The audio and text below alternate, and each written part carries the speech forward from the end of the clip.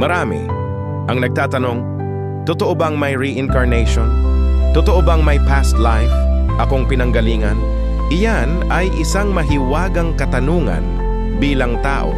Mahalagang alamin mo at tuklasin ano nga ba ang mahiwagang bumabalot sa akin bilang nilalang na ipinanganak sa mundong ito.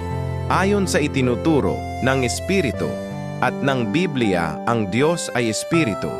Kung kaya, bilang tao, tayong lahat ay may espiritu rin o kaluluwa na inilagay ng Diyos sa atin sa pamamagitan ng hiwaga. At ang hiwagang ito ay dala-dala ng ating kaluluwa o espiritu na taglay at inilagay ng Diyos sa atin nang ipinanganak tayo sa mundong ito. Ngayon, dumako tayo sa isang mahalagang katanungan, ako ba, ikaw, sila, o tayong lahat ay may nakaraang ng buhay o past life?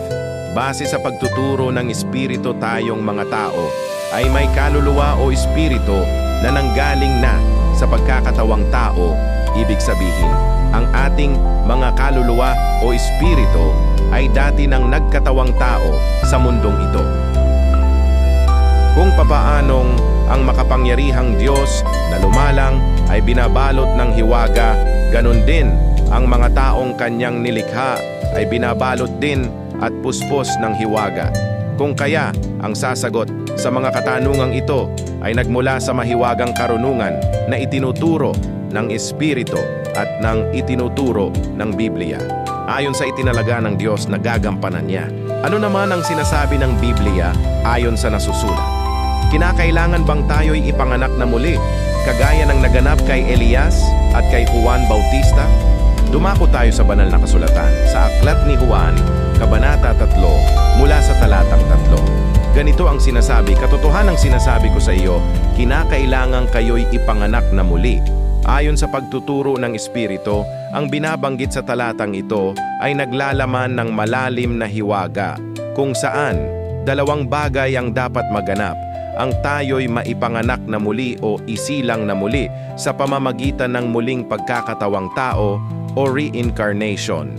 At ang ikalawa na dapat maganap ay maipanganak naman tayo sa Espiritu sa pamamagitan ng maipanganak tayo sa pamamagitan ng pagtanggap sa mga salita ng Diyos at pagtalikod mula sa pagkakasala upang maging isang bagong nilalang. Kung kaya minahalaga ng Diyos na kinakailangang mangyaring maipanganak tayong muli upang ang ating mga pagkukulang pa sa karunungan at batas ng Diyos ay ating mapag-aralan pa para sa pagsulong ng ating mga karunungan kung paano isasabuhay na may talino at karunungan ang mga batas ng Diyos para sa ikaliligtas ng ating mga kaluluwa o espiritu. Kung ganon, kung talagang hindi magaganap ang reincarnation, paano maipanganganak ang lahat sa salita ng Diyos upang maging bagong nilalang kung walang ng pagkakataon dahil walang reincarnation? Kung talagang ganito, ang mangyayari ay hindi matutupad para sa lahat na magkaroon ng pagkakataon na maipanganganak sa salita ng Diyos ang lahat ng tao. Sa makatuwid, napakahalaga ng reincarnation para sa bawat kaluluwa o espiritu ng bawat taong nilalang ng Diyos.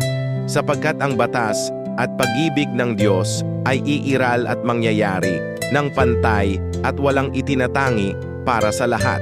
Sapagkat alam ng Diyos na ang sino man sa kanyang mga nilalang ay walang makakagawa ng pagiging sakdal sa pagsunod para sa ikaliligtas ng kanyang kaluluwa. Kung minsan lang, gagawin ito sa isang beses lamang na pagkakatawang tao, sapagkat tayong lahat ay nagsimula sa mga kakulangan ng mga karunungan at kaalaman sa mga batas at palatuntunan ng Diyos. At dahil sa kakulangang ito, tayo'y naging mangmangpa sa mga batas ng Diyos, marurupok at naging mahihina upang ipamuhay ng hindi nagkukulang at lumalabag sa mga batas at kautusan ng Diyos. Ibig sabihin, ang reincarnation ay perpektong batas at pag-ibig ng Diyos na unti-unting mag-aakay sa kanyang mga nilalang tungo sa karunungan upang makamit ang kaligtasan at kaluwalhatian.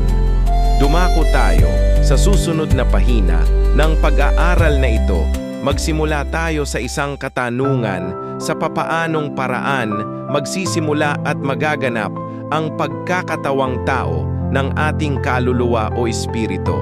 Mula sa katanungang ito ay nais kong simulan ang kasagutan sa talatang mababasa mula sa banal na kasulatan. Mula sa aklat ng Apokalipsis, Kabanata 20, sa talatang 12 ay ganito ang nasusulat, "At nakita ko ang mga patay, malalaki at maliliit, na nangakatayo sa harapan ng luklukan, at nangabuksan ang mga aklat, at nabuksan ang ibang mga aklat na siyang aklat ng buhay, at ang mga patay ay hinatulan ayon sa mga bagay na nasusulat sa mga aklat ayon sa kanilang mga gawa." Ang mga sumunod pang talata, 13 hanggang 15 ng Apokalipsis.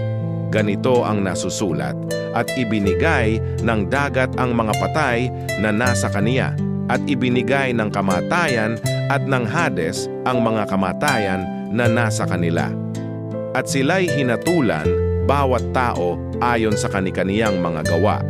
At ang kamatayan at ang Hades ay ibinulid sa dagat-dagatang apoy. At ito, ang ikalawang kamatayan sa makatuwid ay ang dagat-dagatang apoy. Ang talatang inyong narinig ay nababalutan at naglalaman ng lubhang napakalalim na hiwaga na hindi maaring tiyakang abutin ng talino at karunungan ng tao kung ano ang tunay at totoong kahulugan at nilalaman nito. Kung kaya ang paglilinaw mula sa katanungan at kasagutan mula sa mga talatang ito ay hinango at sinaliksik buhat sa pagtuturo at pangangaral ng banal na espiritu na sugo ng Diyos. Kung ganon, ayon sa banal na espiritu, ang nilalamang hiwaga ng nasulat na ito sa mga talatang nabanggit ay ganito ang sinasabi, "Pagkatapos ng kamatayan ng tao, kayong lahat ay haharap sa hukuman ng Diyos at hahatulan ayon sa mga ginawa, mabuti man o masama. At kung nasumpungan na hindi ka nararapat sa buhay na walang hanggan na ipinangako sa kaluwalhatian ng Diyos. Dahil sa iyong mga ginawang masasama dito sa lupa ay ibubulid ka sa kaparusahan sa dako ng dagat-dagatang apoy." Isang napakahalagang katanungan, nasaan ang sinasabing dagat-dagatang apoy? Muli ay ang banal na espiritu ang nararapat sumagot ng katanungang ito, sapagkat ayon sa sinasabi ng banal na kasulatan ay ang espiritu ang nakakaalam ng lahat ng mga bagay na malalalim ng Diyos.